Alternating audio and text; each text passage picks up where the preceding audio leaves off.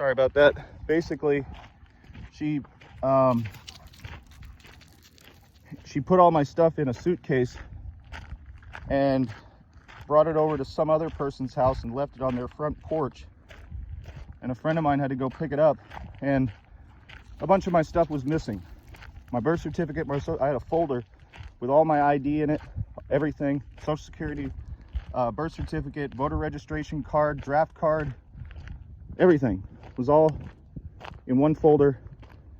I lost a pocket knife, a really nice switchblade pocket knife that my dad got me for my birthday a couple years ago, and a few other things were just missing. She denied it, and I had no way of debating. So when I got out here, that was the first priority: get a birth certificate. Okay, I got the birth certificate. Then I had to get a Social Security card, by appointment only, of course, just like the thing with the ID because of COVID. So everything's been a waiting game. You know, I mean, I had to wait 4 hours on the phone to get a hold of somebody with Social Security just to get the Social Security card. The ID, to get a hold of the DPS, it was just as bad. And, you know, all this struggling, you know, over things that should be easy, that are so small, it makes it almost unbearable at times. You know, I'm laying in bed and I feel pretty much hopeless, you know, very alone. You know, hardly anybody calls me. You know, I have, you know, like probably three people that actually call and check on me. Two of them are with the church. The other one's my best friend Sean. He checks in on me. Some people check on me with Facebook. But other than that, it's just me and Rocky. And I'm not complaining too much about that. You know, I like being alone, kind of. But it's harder to get things done when you're operating at a loss. And, you know, you don't want to ask for help. And then when you do, people just say, well, I'm sorry, you know, you're an able-bodied, intelligent person, so you should be able to handle this by yourself. Well, I'm sorry, I've been doing that my entire life. And I don't care how strong a building is, if you hit it with a sledgehammer over and over and over again eventually it's going to be a big pile of rubble. And, you know, it's been hard, and this has been the way my life has been for a long time. And if people say, oh, it's because of drinking, no, it's way more than that. Drinking is a side effect. That's my coping mechanism for a lot of things. And you know, for somebody my age, I'm in really good health. You know, I eat good. I take care of myself. When I got out here, I mean, I was living on nothing but canned food for months. You can't eat canned food every day for months. And then there were times when I had no food, I was starving. I went a whole week without anything. Literally nothing at one point.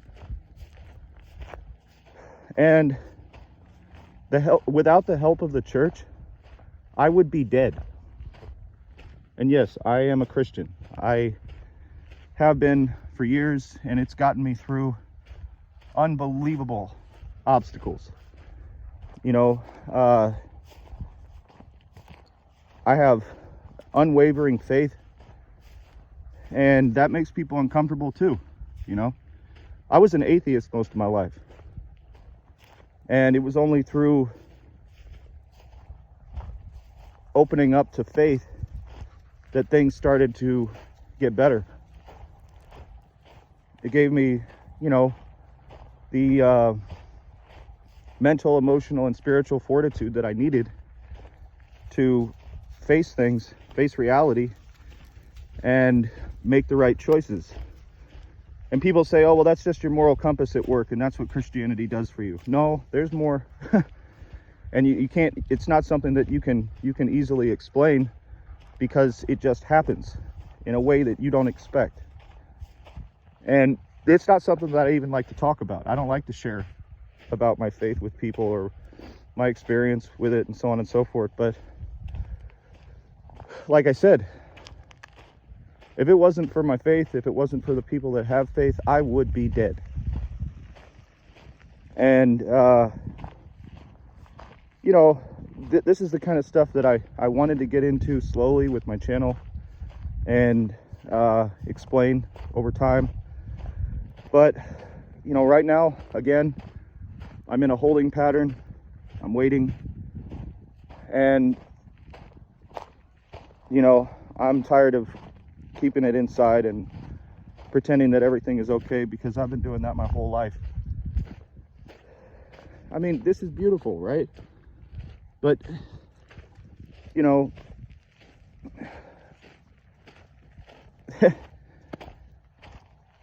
it's just the surface, you know. It's I mean, yeah, it's a nice vacation spot if you want to come out here and spend a weekend and barbecue, but living out here is very difficult. There's access to nothing. I'm not getting help from the churches that are out here. No, I'm getting help from the churches from Cedar Park, where I used to live, near Austin. They have no government assistance out here to get food stamps and to get any kind of rental assistance or anything like that. And they don't cover rental assistance when it comes to things like trailers, because they're not classified as like a building or a residence. It's a recreational vehicle. So, you know, ooh, there's a huge flock of birds over there. I'm gonna see if I can get a shot of them all taking off when Rocky goes over there and messes with them. But anyway, yeah, January 3rd, I get my ID. I already applied for a job at the nearest gas station that I could get a job at. And starting pay is going to be relatively low. It's going to be part-time. And I should be able to make enough to pay rent once I get the ball rolling. And in the meantime, I'm just trying to survive, and with the help of friends. And you know, I just wanted to let you know that this isn't my life isn't, you know, a little paradise. I make the best of it with what I have, and it is, like I said, the best thing about being out here is it's beautiful. But it could be a very beautiful prison and still be a prison, you know. And you know, I don't know what to say, you know. Anyway, so that's a little bit about me. There's definitely more to me than all the crap that I'm talking about, but I just wanted to give some kind of perspective to it that I think is necessary, you know, because some of the people that I know who've looked at my channel and stuff, you know, they assume that this is just a bunch of happy hunky dory bullshit, and it hasn't been. I nearly died in the summer. The winter before I got my dad, luckily we made up a bit, and then he felt sorry for me because it was cold, and we had a few nights where it got to freezing temperature, and it gets colder out here than it does in the city. He got me a space heater, 2 space heaters. Only one works, but he got me space heaters, and I've been keeping warm with a little heater with Rocky. And I haven't been able to do my laundry. I have no shower. I have no working toilet. I have no refrigerator. I have a propane oven, which I didn't have propane for the first 5 months or so. I didn't have propane for the longest time, so I wasn't able to cook on my stove. I don't have a water heater, so I've had no hot water since I got out here. My trailer has gas leaks, mold, and the water is bad because they put chlorine in in the water, even though it's supposedly reverse osmosis, but it comes out so strong, nobody drinks it and it burns your skin. And then when it comes to food, I've been surviving, yeah, on limited provisions. You know, I did get a freezer from somebody that lives out here that I was trying to get a job with.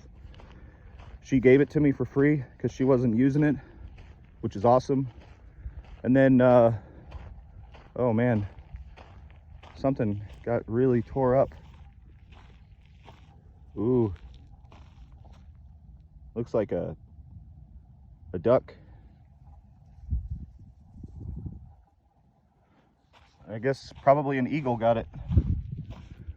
The bald eagles are out here, so yeah, probably. Anyway, you know, it's just, it is what it is. It ain't what it ain't, and c'est la vie. And I just wanted to paint a clearer picture of this this landscape here. So anyway, other than that, you know, life is beautiful, and I don't know, you know, just I'll just keep on one step at a time. So all right, y'all. Well, I'll on a less gloomy day, I'll give an update. Hopefully I'll have some good news. You know, that's an interesting little bird. And you know, just have a good day, y'all.